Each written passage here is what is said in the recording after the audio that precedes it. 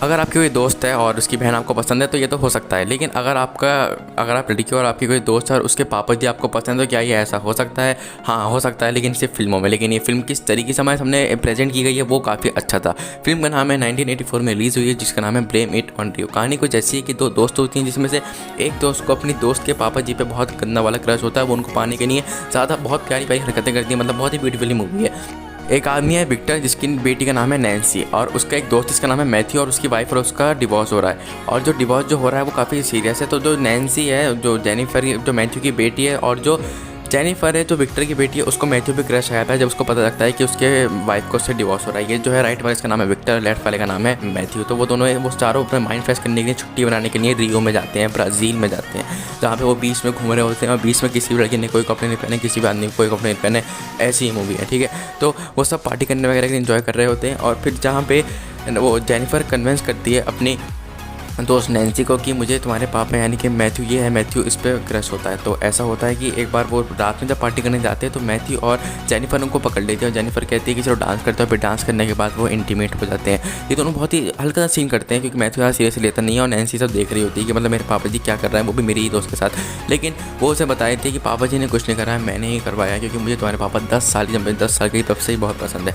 फिर क्या आता है, ये दोनों इंटीमेट होते हैं और बीच में बहुत सारी अच्छी अच्छी बातें करते हैं। और फिर जब बातें कर रहे होते हैं तभी वहाँ पे विक्टर आ रहा होता है, मतलब इस लड़की का बाप वहाँ पे आ रहा होता है, जहाँ पे एकदम से जो अपना मैथ्यू होता है वो जल्दी जल्दी अपने ऊपर मिट्टी गिराता है, क्योंकि वो बिल्कुल न्यूड होता है, कपड़े वपड़े पे पहनता है। और जो विक्टर है वो कहता है कि देख भाई, मेरी नई गर्लफ्रेंड है, हो सकता है मैं ऐसे शादी कर लूँ। और वो कहता है तुम मिट्टी पे क्यों लेटा हुआ है? उसके दोस्तों से पूछते तो कहती है नहीं यार, मुझे मिट्टी पे लेटना अच्छा लगता है। ऐसा वो क्या कुछ टाइम पे तो अपने आपको बचा जाता है, लेकिन वो समझ चुका है कि ये बात बिल्कुल भी नहीं चलेगी कि मतलब मैं इसकी बेटी से प्यार कर लूँगा, ऐसा नहीं हो पाएगा। लेकिन जो जेनिफर है उसको बहुत गंदा वाला प्यार हो चुका है, मतलब उसका प्यार में पागल हो चुकी है वो। तो वो उसको बहुत परेशान करती है, मतलब बहुत ही प्यारी प्यारी हरकतें करती है। कभी जब वो शेविंग कर रहा होता है तो आ जाती है, जब वो खाना वाना खा रहे होते हैं तो उसके हाथ वगैरह से चलाना चालू कर देती है वो मेरे पापा के सामने, मतलब अंदर कोने में चुप छाप के।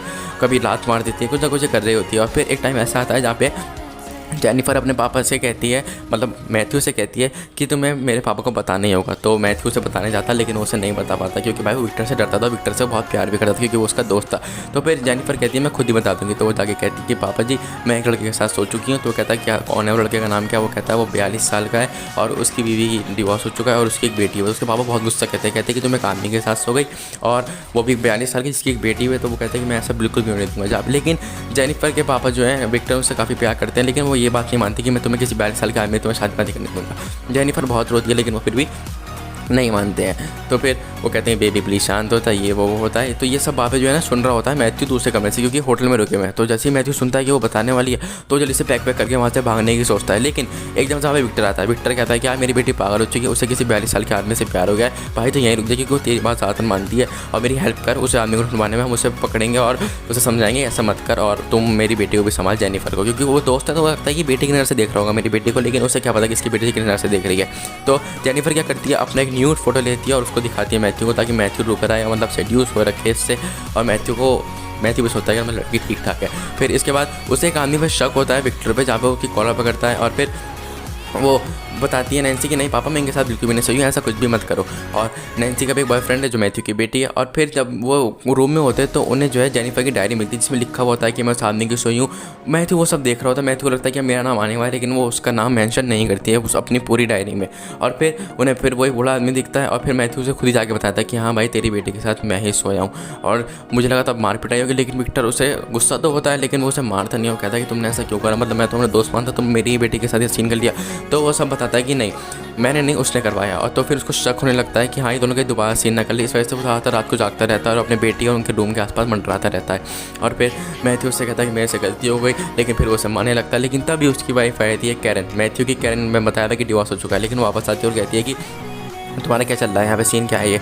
तो वो बताता है कि ये मेरी बेटी के साथ सो चुका है, तुम बताओ उसे क्या करना है। और फिर हमें उड़ती उड़ती खबर आती है कि नैन्सी भागती आती है कि जो जेनिफर है वो एडमिट हो चुकी है, क्योंकि उन्हें बर्थ पिल बहुत खा ली है, मतलब बर्थ पिल वो होती है वो प्रेगनेंसी खत्म करने वाला सीन होता है, उन्हें वो गोलियां बहुत सारी खा ली हैं। तो वो हॉस्पिटल में जाती है और फिर कैरन उससे कहती है कि मैं तुमसे बहुत जलस हूँ, क्योंकि मेरे हस्बैंड को तुम पे क्रश आया, लेकिन उन्होंने ज़िंदगी भर मुझे कभी खुश नहीं रखा।